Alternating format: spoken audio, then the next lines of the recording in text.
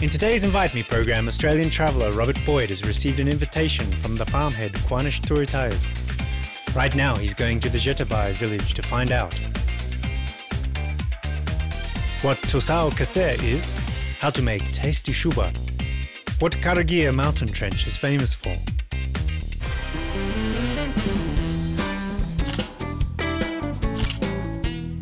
G'day there, my name's Rob and I'm from Australia and I love travelling to new places, but most of all I like to find the most interesting facts about people's origins, culture and traditions. Along the way, make some new friends. So if you want to prove you're the most hospitable people in Kazakhstan, then please invite me.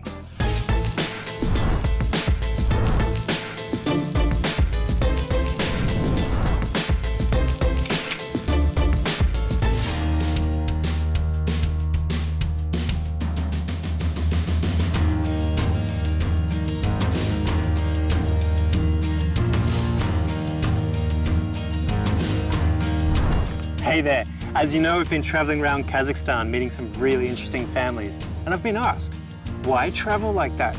But you know, the best way to find out about a country is to meet the people, understand their traditions, the culture, the values. I highly recommend it. Now today, I've been invited by a man called Kwanish to go and learn about camels. Yeah, that's right, camels. Apparently camels have been really important in Kazakhstan as well, not just horses. And I'm in a bit of a hurry. You see, I've already spent way too long at the beach today, so we better get going.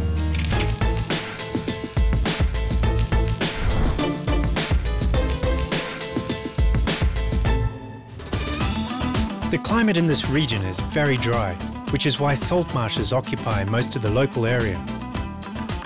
There's sparse vegetation and a low rainfall. Summer is extremely hot. For example, today temperature reaches 45 degrees Celsius. Wearing some hat is necessary here. I've been travelling around this Magna-style region and I found something very curious. I've not seen a landscape like this before. You can see these very little stones from a few centimetres up to 4 metres in diameter. It's very, very interesting. So I've done a little bit of research. Now, these stones are 120 million years ago. Scientists say they've been formed by plankton. You see, this area used to be below the sea. Interesting, isn't it? I found it very fascinating, and I've never seen this stuff before.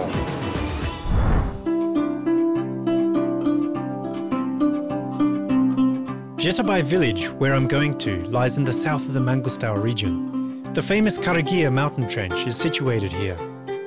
Karagiye translates from Turkish as black mouth. It's said that the Lake Batyr was here a long time ago.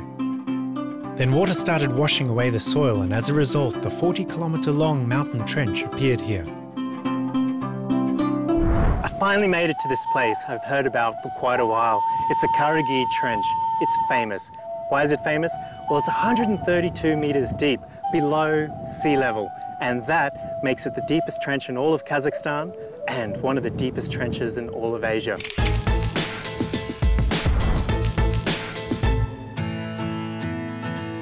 Finally I've arrived. Jitabai village, where Kwanish is waiting for me, is quite young. It appeared only 55 years ago. By the way, the first oil field in the peninsula was discovered here. A small village was formed around it. Today the village population doesn't exceed 14,000 people. However, oil isn't the only thing famous in this place. Kwanish's camels and shubat brought fame to Jitabai too.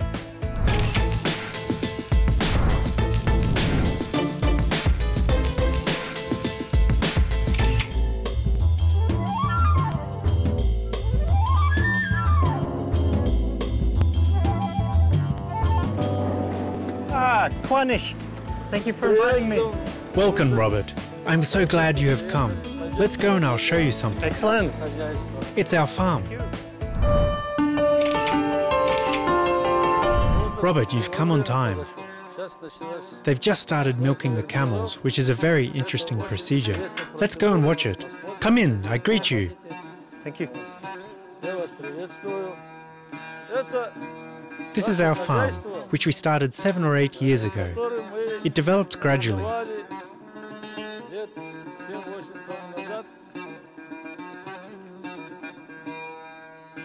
this sign? This brand helps us understand that it's our camel.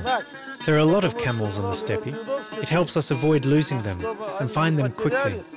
We can find our camel by looking at its brand. You can see them everywhere. There's TK, which stands for Territoire of Quanish. I've never seen so many camels in the same place, and I've never thought that they bellow so loudly. Their bellows remind me of cows mooing, but camels' bellow is 3 or maybe even 4 times louder than cows mooing. Here in the Magna-Style region, there's 2 types of camels, 1 hump and 2 hump. Now the one with 1 hump, that's got red hair. The 2 humps, that's a browny grey hair. And Quanish here has both types of camels. After a quick tour of the farm, Quanish offered me to milk a camel. I couldn't reject his offer politely and disgrace myself. I did milk cows in Australia, so I think I'll handle milking a camel. Well, there we go. On average, camels produce from 6 to 20 litres of milk every day. However, it isn't easy to milk these animals. If you do something wrong, they can spit or kick or give no milk. In any case, it's impossible to avoid a revolt. Wow, camels are so big. I never knew that you could milk a camel before. Oh, you've managed it, Robin-chan. Wow, Look, just look. that's a lot. Well done. You're a good milker. Thank you. That was fun. I wish we had more people like you here. My friends, have you ever tried fresh camel milk? I strongly recommend doing it. Its taste is unusual. Take a gulp. Come on. Is it excellent?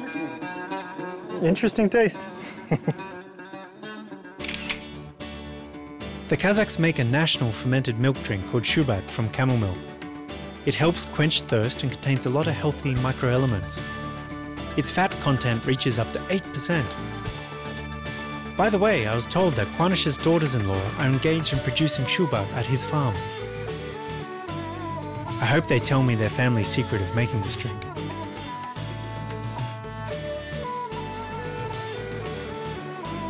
Oh, thank you.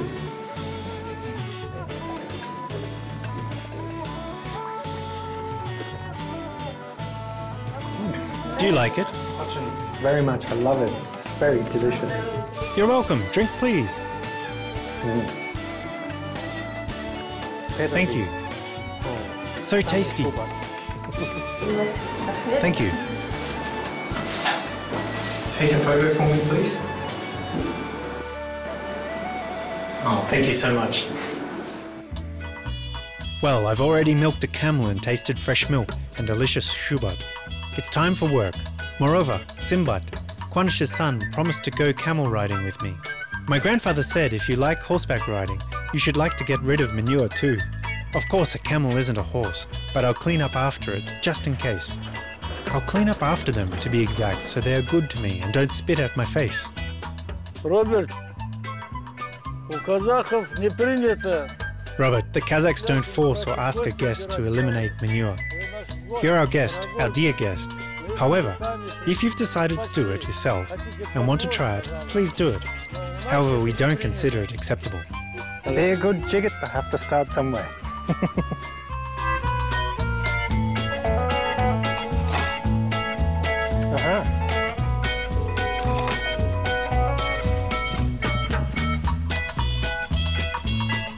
That's okay. Okay. Enough, it's normal.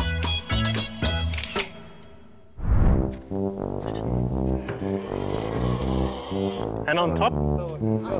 How? Wow.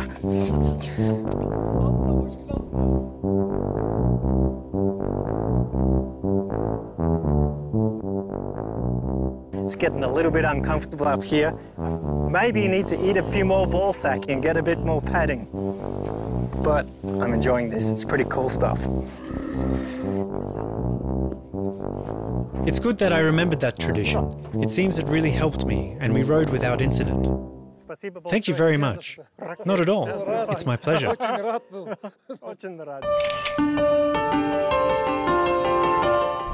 Quanish, can you tell me about your camels? In particular, I have a question. One hump, two hump. What is in the humps? Is it water or fat? I've been told both by different people. There's a stock of energy, power and accumulated fat in its humps. This fat enables them to endure thirst for a long time and put up with the cold weather in winter easily.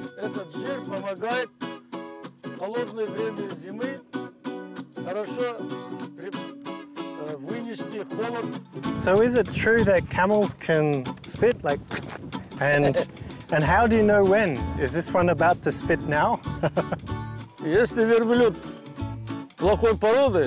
If a breed isn't good enough and camels aren't thoroughbred, they spit. They do it because the food accumulates in their stomach and they need to digest it again. If a camel is angry, it can spit the food which is being digested at a person.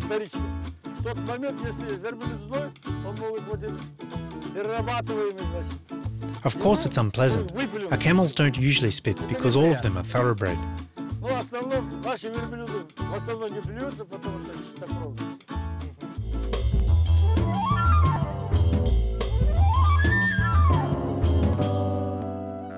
And tell me, do this region, the Mangostal region, you have a lot of camels.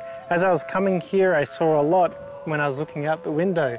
Is there something special about camels in this region? Our areas suit for rearing these breeds of camels. There's very little water. We have only subsoil salty water here, and camels are used to such water. This is the most effective kind of stock raising.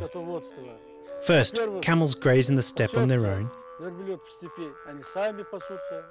Second, their meat is good. Third, they give very good milk. They have very good hair.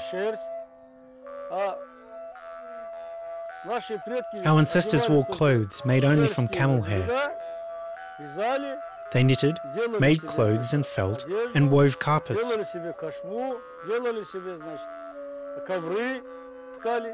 And for camels nowadays, what benefit do people have from keeping camels and breeding camels in these times?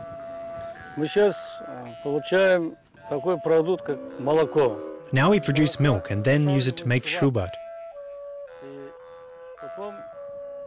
Then a fatted camel is slaughtered, which provides meat. The meat is very good. It's a real delicacy. The milk and shubat are delicacies too.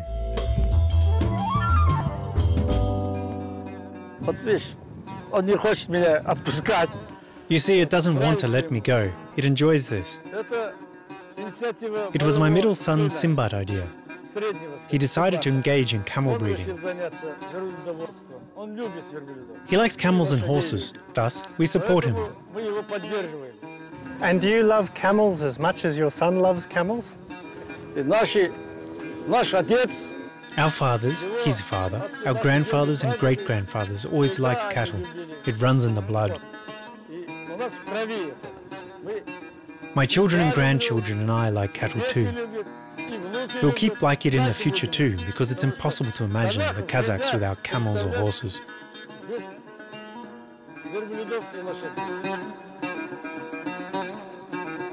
Quanish Tsoritayev is immensely proud of his thoroughbred racehorses and mares.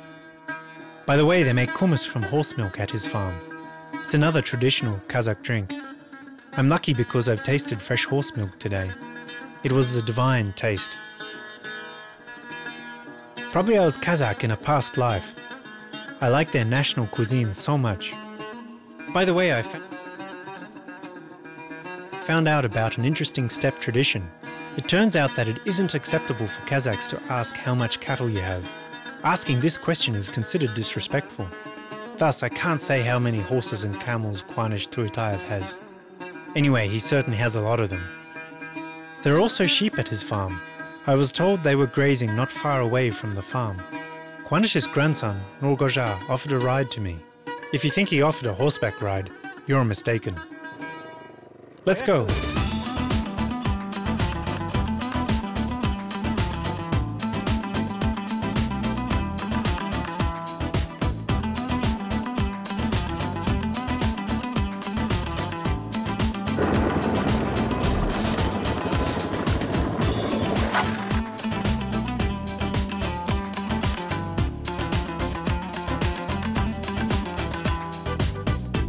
that was a whole lot of fun riding on the motorbike. So on the steppe nowadays, not only did these cowboys and sheep herders use horses, but they also use these modern horses. And that was a lot of fun. I enjoyed the ride in the steppe. When I returned, I found out that Kwanish's youngest granddaughter, Akbota, turned 1 today. On this day, besides ordinary celebration, the Kazakhs perform Tosao Kasir rite, which means cutting fetters. This rite symbolizes the beginning of a new stage of life, when a child starts finding out about the world. Robertcan, al benim buna nemiremning tusağınız. Dear Robert, cut my granddaughter's fetters. I entrust this great responsibility to you. Robert has come from another continent. Will you allow me to entrust it to this worthy man? Yes, of course. You won't believe me, but Kwanish let me cut fetters and say a word of advice to the baby. It was a great honor. So I want to give you a little wish for your journey of life you're about to start. So I want to say that, first of all, you have strong feet, because the world will give you many knocks and it's important to stay on your feet. And then I wish you to have strong legs, because I want you to be able to walk through that journey and continue strong for as long as you want to take that path. And a strong heart. Following Tosao Kasir tradition, a child must choose out one of a few things offered to them. In this way, their future job is foretold. Turitayev families, relatives, and close friends are glad because little Akbota chose a book. It means that knowledge and wisdom will be her companion throughout her life.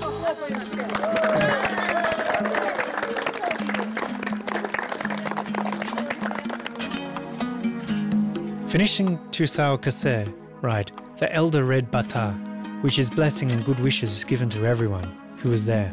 Akbota'nın razı uzak olsun. Ağsagan armanlarını versin. Yaxşı adama çoğul yetişsin. Yeni belge halkına, bağırlarına, atanasına. Yaxşı adama boz yetişsin. Yeni bırak, amin.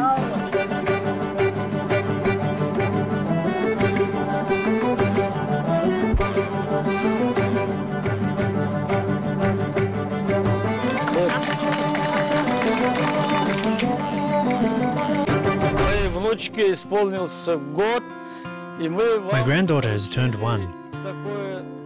We entrusted you to perform this important rite, which is connected with a child's future life. Thank you.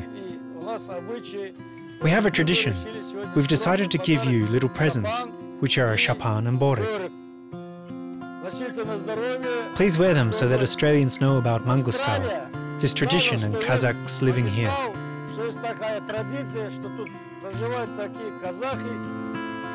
I was so impressed that I couldn't find words to express my gratitude for such a warm reception. I think you've already guessed that presents were only part of the story. They also invited me to share a festive meal with them, sitting around a table covered with food.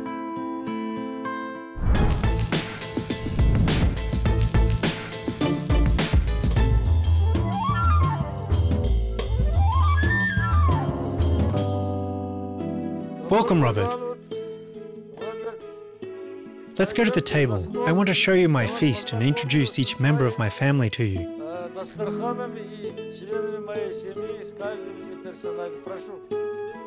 Dear guests, sit down, please.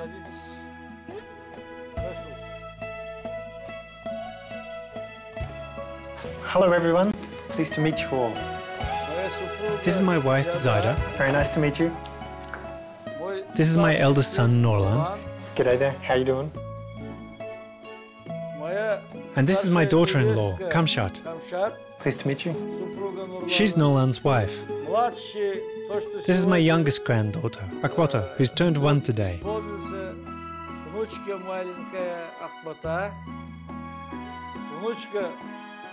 And this is my granddaughter, Nurshat. Pleased to meet you.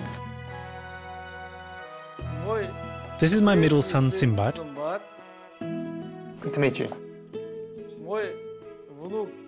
This is my eldest grandson, Rogozha. G'day there.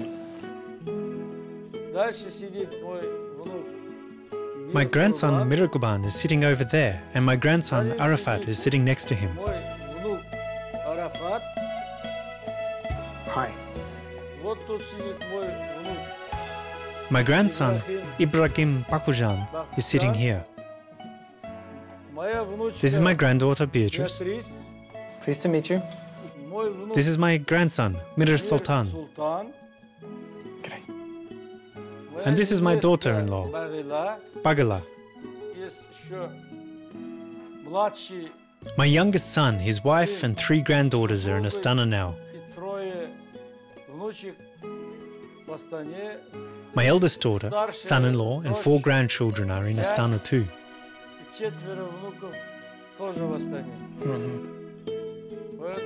They want me to say hello to you and are glad you've come here.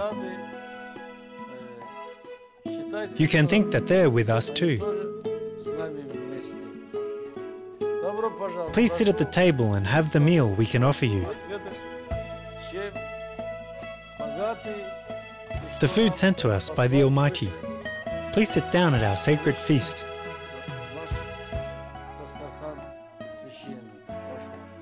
Thank you.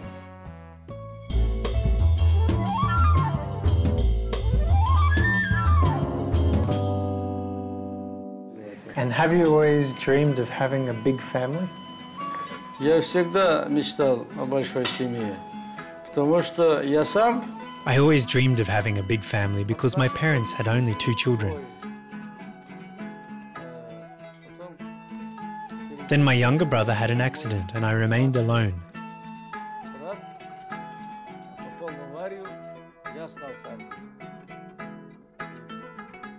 Thus I always wanted to have a lot of children and grandchildren. Thank God my dreams come true. Today I've realized that it's great to have a big family like Kwanish's. Family is very important for Kazakhstan's citizens. The Kazakh remember their roots and care about all their relatives. And can you tell me where you were born and a little bit about your parents? What did they do? мой отец, он был My father was a well digger. We can say that a well hole is a kind of underground construction. What do they do it for? It's necessary to provide cattle such as camels, sheep and horses with water in the steppe. There are no rivers or seas in the steppe. They go deep in the steppe. My father was engaged in water supply in his youth. He worked in the Karakum desert. Can you imagine? He was in the Turkmenistan Karakum,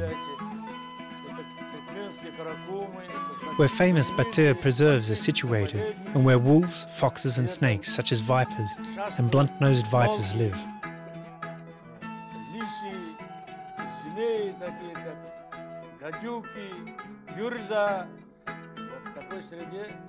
My father worked as a well digger in that area.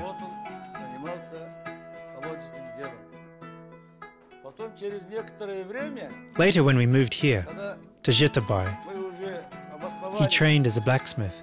He continued camel raising at the same time. There were always lots of horses, sheep and camels in our yard. I got used to them and working with them in childhood.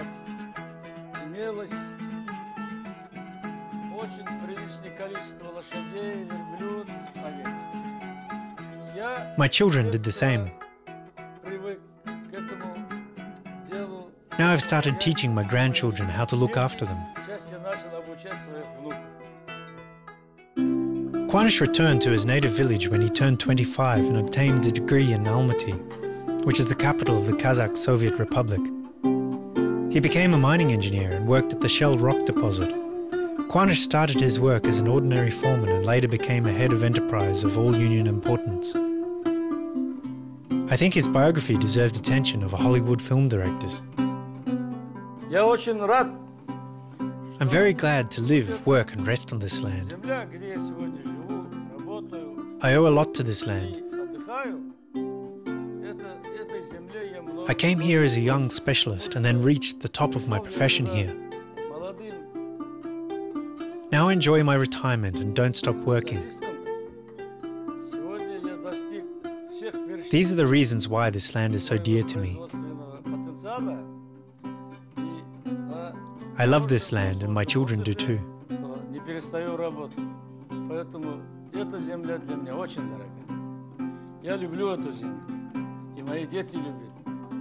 And can you tell me about your family traditions? In particular, I'm interested in the role of women in the family. Robert balam hoş gelipatсың. Bizim жанұямызбен танысыватсың. Robert, son, you visited us and met our family. Our eldest son's daughter had turned 1 by the time you arrived. We performed cutting fetters right. May your good qualities rub off on my children and grandchildren. My husband and I think that we've brought up good children and grandchildren. We compare all our grandchildren with mountains. We wish all of them to be happy, healthy, and become good people. We don't cut our grandchildren's hair until they turn 40 days. Only after they do, we can cut their hair. We have a tradition connected with naming them. Great-grandfather named our eldest grandson. Our married daughter named our second grandchild. So we treat our grandchildren with respect, and our children give them names. We brought up our children well, and it influenced our daughters-in-law too. They take care of us. I have a good daughter-in-law, knocking on wood.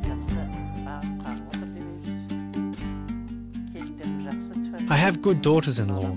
They're like my real daughters. So I'd like to say thank you very much for the amazing hospitality and the time that you spent. It's very rare for me to have people welcome them into their homes, show them everything about their life and explain so much detail. I really, really appreciate it. And it's such a hospitable, amazing gesture. So thank you very much.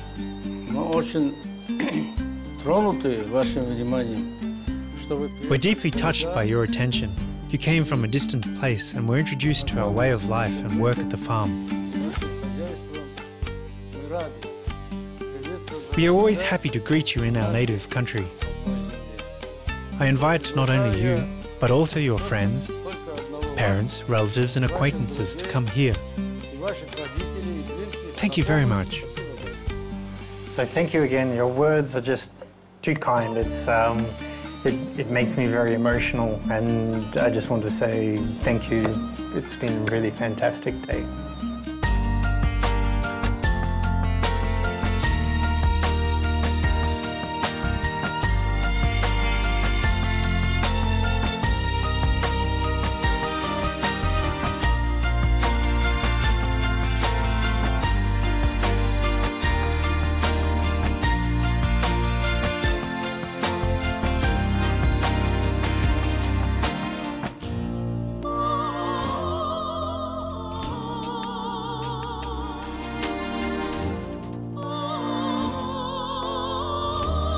Kazakhstan really is an amazing place, and the most hospitable people live here.